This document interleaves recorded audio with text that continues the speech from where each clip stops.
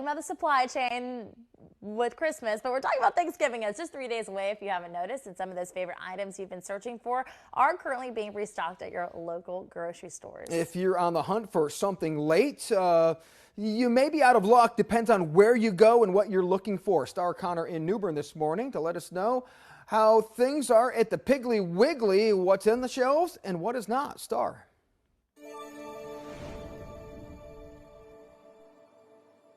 We're here in New Bern at the Piggly Wiggly. They say they are stocking those shelves to make sure that you and your family have all of the things that your heart's desires comes Thursday. Now here the owner, Danny Creel, says that he's making sure that he has truckload shipments coming in all week long to make sure that those items are not low in stock. Now Creel says locally here they have been having plenty of turkeys for sale, but there is one item that seems to be missing, and that's a traditional local delicacy. Excuse me.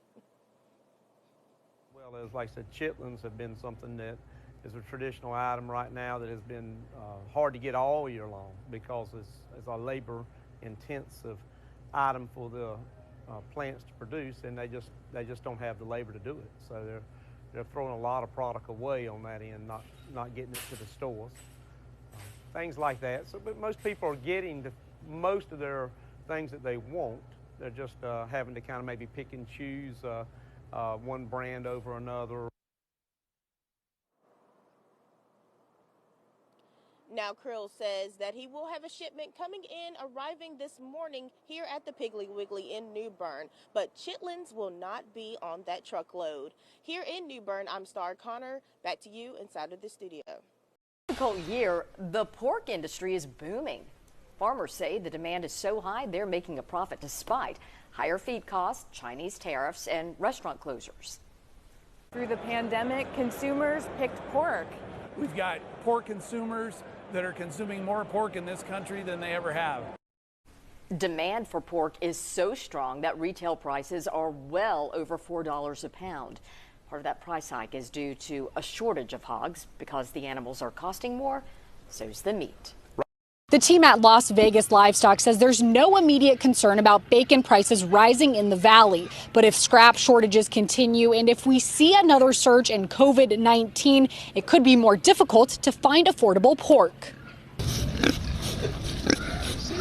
As concerns over bacon prices loom, one valley farmer says Las Vegans may not be hit with surges yet. Some of the rhetoric you're hearing now is out of California, where there's a new regulation that's going to start in January, where it's going to require that pork that's provided to California is raised at a certain standard. Hank Combs with the Las Vegas Livestock says that will likely raise prices there, but there are other pig problems the valley should be concerned about. Our inventory could be around 5,000 pigs. So right now we're about a half.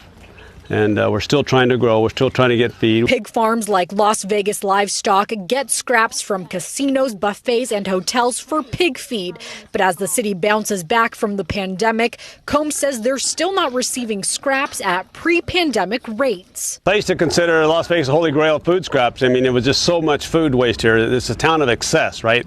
People, the portions you go out and there's so much and you have so much left over. So, but when the pandemic hit, that all dried up and I was like, man, the Holy Grail's dried up. There has been a 25% increase in scraps from pandemic lows, but the speed up isn't happening at rates Combs wants to see. If that continues, coupled with another coronavirus surge, pork prices could eventually go up in the valley. Our pigs, we keep them at a level that they're not starving, right? Because we want to be able to feed what we have, but we can't grow. We have all this infrastructure, but the amount of hogs, again, we're at half, so my income is only half of what it could be, but I still have all the expenses at 100%. Combs tells me they have the capability to hold 25,000 pigs here if they put more barns in, but that's just not possible right now if they can't even meet their current capacity of 5,000. Reporting from Las Vegas Livestock, Sophia Pericone, Fox 5 News, local Las Vegas. Whether you're grabbing some sausages at the butcher shop or ordering carnitas at your local taco spot, you've probably noticed the price of pork has gone up. News 8's Tim Blodgett explains how we could see these prices skyrocket in the new year. Attention all bacon lovers, you could start seeing big increases in your pork products at your local butcher shop. Sausages, steaks, and of course bacon are crowd favorites here at La Jolla Gourmet Meats. I don't think it can go any higher. It's going to hurt the business owners all the way across the board. Jeff Lefstein is the owner, and while most California butcher shops get their pork and beef from the Midwest, he gets his product from a farm in Brawley, California.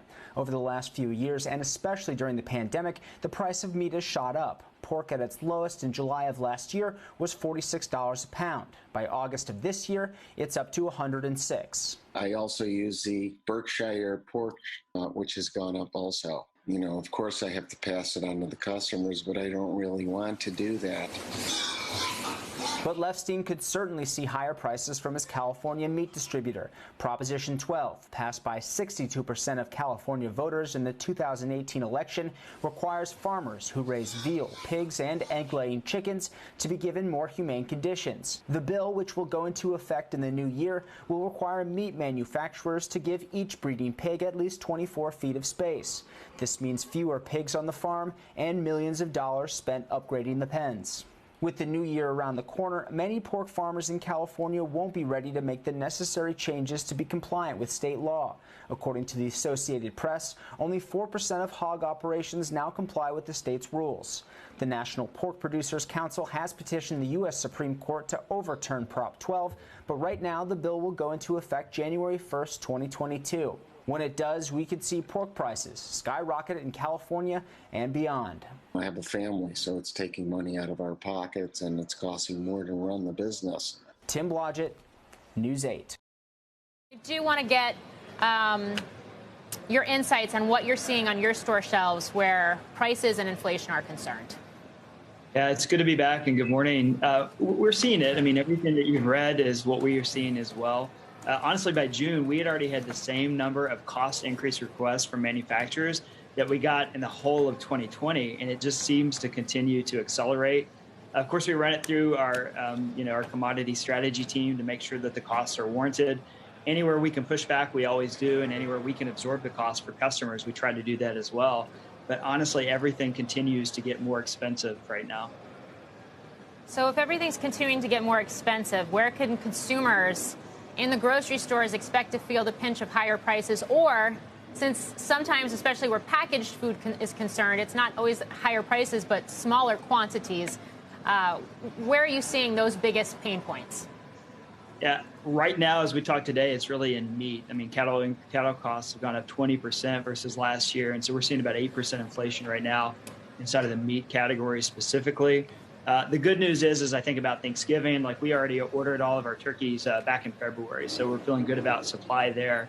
But if you're more into beef, you're going to probably see that. You're going to see that also in the seafood case a little bit more than you did, like on stone crabs and claws and everything like that in those different spots. Where you won't necessarily see it and where we're most proud is probably in fresh produce. And if I think about fruit and veg and all the local growers that we have, you don't have those shipping costs, you don't have some of the other things, and that's why that department is so important to the giant company. Yeah, I realize that you're doing what you can to mitigate those costs and absorb them and not push them onto consumers, but where it is unpreventable or inevitable, how sticky is it when you do see price increases go out onto store shelves? Yeah, I mean, customers are very well aware. I mean, it's publicized all over the place. And I think they've appreciated us for the last 98 years. We've done everything we can to hold costs back. So we have not passed everything on. We've actually absorbed as many of them as we can. We've also stayed very promotional. Our customers enjoy, being able to get online deals, in-flyer deals, and everything else. So we haven't stopped promoting. We haven't done things to help them save money. Our loyalty program is very valuable right now. We have 105 gas stations, and so, fuel rewards is actually quite good with the increase in fuel costs also. If you could cite, Nicholas, one factor across your different product lines that your vendors are citing to you as a reason for higher costs, what would it be? In the past, it was all about the input costs, like all of the raw materials. Those are probably peaking out based on what we're seeing from our economists. But it's really transportation. Fuel, diesel is up 34% versus a year ago. If you look at the cost of containers, and you just covered it a moment ago, how many are out in port, but look at how long it takes to get over. Look at the cost of those. I mean, we have one manufacturer last week that told us they actually got a plane to go out and get some film for their product and flew it over because they couldn't get through the borders. I mean, honestly, the whole food industry is doing everything that they can right now just to get product. And in a lot of cases, that is creating more costs than what we would want to see otherwise. Meat prices have skyrocketed during the pandemic. Almost double. The higher prices for butcher shops like Daybreak Prime Meats and Deli in Delafield have translated to higher prices for customers as well. Ribeye is my #1 seller. They were $28.99 and now they're $39.99. Steak burgers up $2 a pound. Prime fillets up $13 a pound. Bill Perry says the worker shortage is partly to blame, as well as the weather. With the heat, the animals aren't eating as much as they would with the cold. Nationwide, a slab of bacon costs 28% more than it did before the pandemic. At Kettle Range Meat Company in Milwaukee, Mark Bierce, whose prices are up in pork and poultry, blames the large meat production companies. There's 4 companies that own the majority of the meat production in the United States. Since that market consolidation has been happening during the last decade or two, prices have been steadily going up and profits for them have been steadily going up. The White House addressed that problem earlier this month, calling out JBS, Tyson Foods, Cargill Meat Solutions Corporation, and National Beef Packing Company for price gouging. Those companies have seen record or near record profits in the first half of this year. And that has coincided with a period where we've seen disproportionate increase in prices in those segments. Well, Caroline joins us live now from Milwaukee. Caroline, those meat companies have said the pandemic caused a lot of hardship on their end. Any indication as to when those prices may go back down? There's no clear answer on that, Joyce. The grocers, the butchers, as well as the restaurant owners I talked to tonight told me that they're hoping prices start to trend downward throughout the rest of the year. But experts, national experts, think that they could continue through the end of the year, Joyce.